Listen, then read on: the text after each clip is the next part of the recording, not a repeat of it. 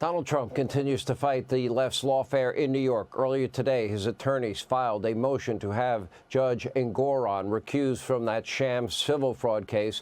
Remember, that was about a case about valuations, and he's the judge that put a valuation on Mar-a-Lago at $18 million.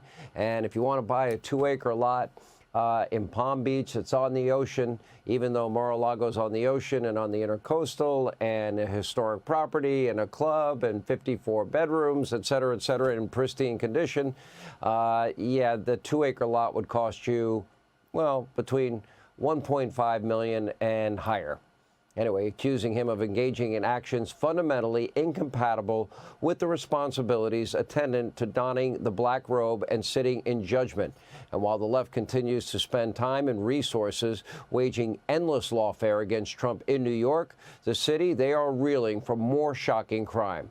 Remember the pro-Palestinian mob that took over that building at Columbia University?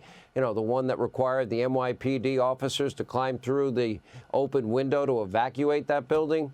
Well, Manhattan DA Alvin Bragg, the guy that ran on getting Trump, his office announced today charges would be dropped against the vast majority of those rioters. Why? Ask yourself. The answer is simple. Their last name is not Trump. And meanwhile, the left is in full panic mode as we wait for the Supreme Court of our great country and their decision on Trump's immunity in the January 6th case, which could come any day now.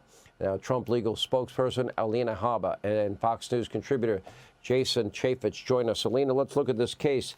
This action refers to a conversation that Engoron allegedly had with the New York City real estate attorney regarding the merits of this case in which he's the judge of, and the permissible scope of the New York State Attorney General's and the court's own authority under executive law.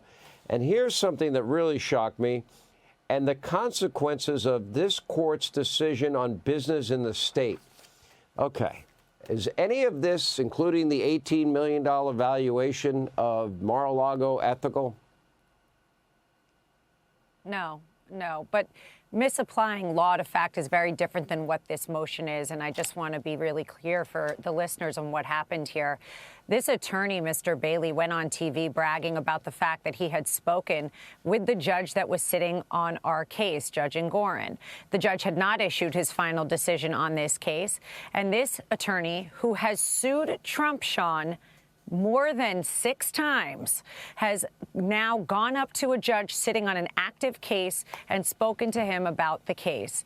That is not allowed. He never notified the parties. Not allowed. This goes way beyond anything else that we already know.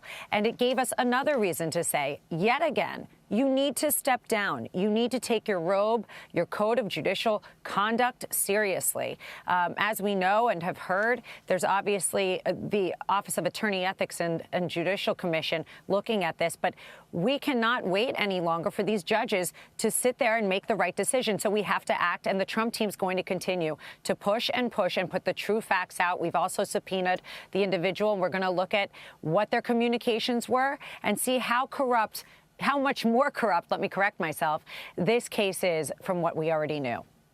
Would this vacate the decision? If this was influenced, if we do find out about it, absolutely there are grounds to vacate the decision for a reversal. Frankly, as we know, this case was a sham to start with. As you said, Bragg has completely dismissed people that were violent on campuses. But when it comes to Trump, we have a different standard. This has to stop. I can tell you in November, I would push President Trump 100% to correct the judicial process and to stop this dual system of justice. It has to. We have to reverse it. The case was a joke to start with, just like every other case against President Trump. Let's get your take, Jason Chaffetz. We're talking about the valuation of Trump properties, and you had, this testimony that was so sharp. It was so good. And they're going after Donald Trump on these paperwork issues.